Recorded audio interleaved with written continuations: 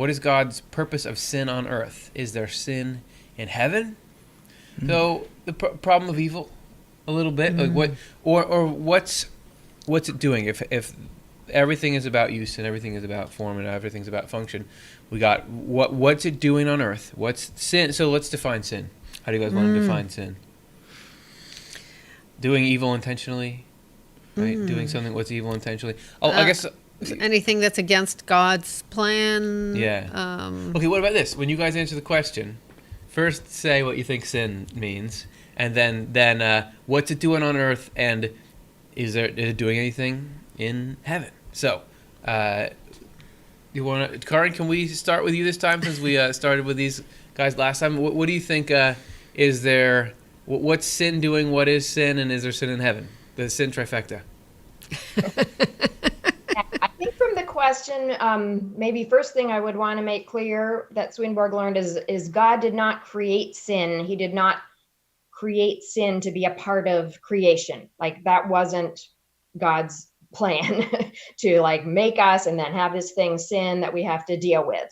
That when God created humanity was in order, in harmony with God in heaven, and things flowed very nicely, and there was no sin, there was no need for sin. And sin came into the picture when people it was a very gradual process, but took their sense of autonomy, which was a gift from God, so that people can feel the happiness of being able to be in relationship with God and choose that, choose how to do that relationship and what to do with their loves and everything. So took that sense of autonomy and started to get caught up in more external things and more things that would divide them from others. And that just started to descend into more and more self-centeredness and us against them and selfishness. And so sin is self-centeredness, is what I understand Swedenborg to be saying. It's that sense of wanting everything to serve yourself instead of serve God's purposes of happiness for everybody. And so that is what sin is. It became, it became the thing that was opposed to God's love, which is mutual love between everybody.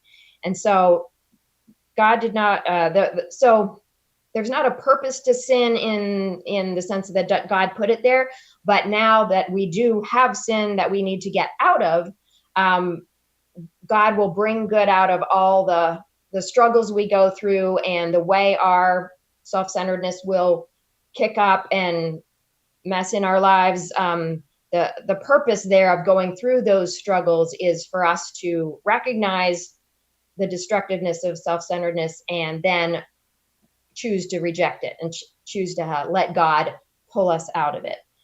And so maybe I should stop there and let you guys add some things because I've been talking a long time.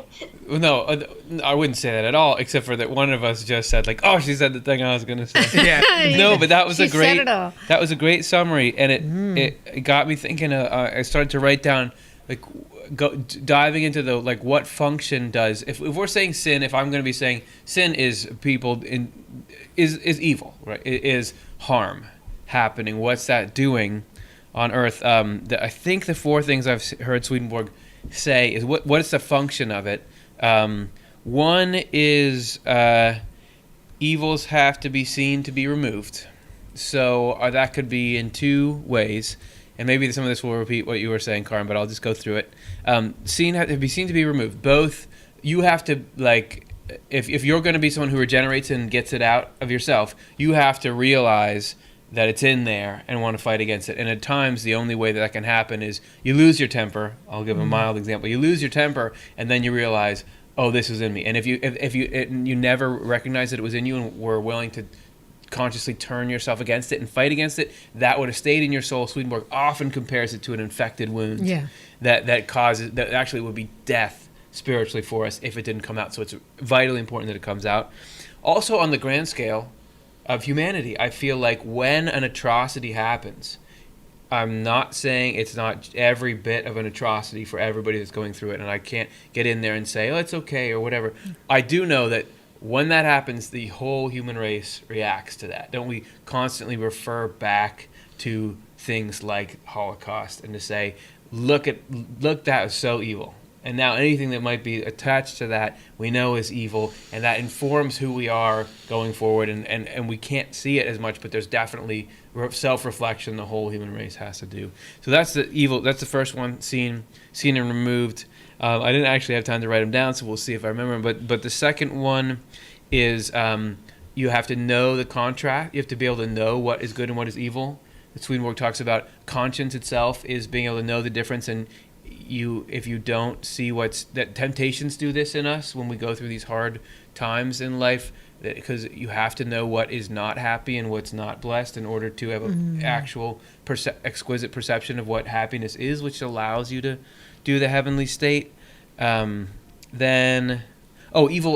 has to, and maybe I'll only get to 3, but evil has to be consummated. Like, if you're not going to reform, you have to actually go and do it to really commit yourself to it and prepare yourself for hell. So even for the evil, that's okay. So those are 3.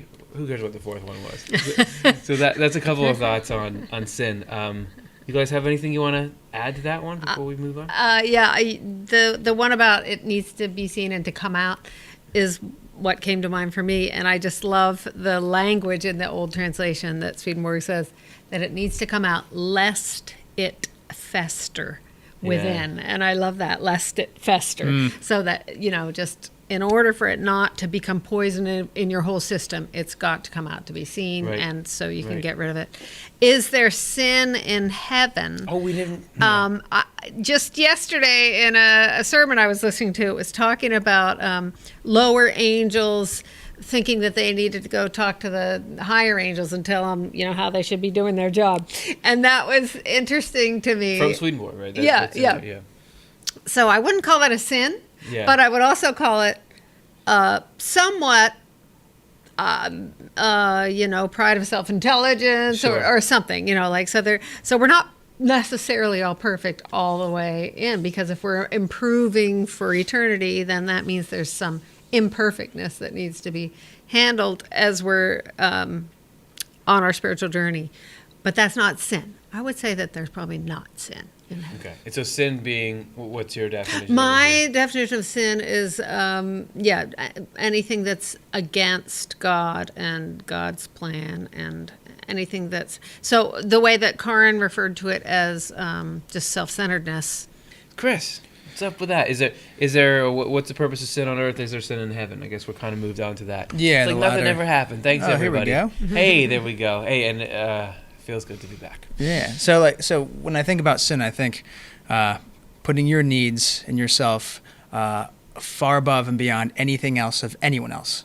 So you are the number one, and anyone else should fall underneath you. Even if you carry that logical sequence out, you are God. So that sin, is right. I like that. You're saying sin is a state of mind under which many deeds could fall, but it's the state of mind that sort of codifies them. Yep. It's complete self-domination of everything. Yeah, right.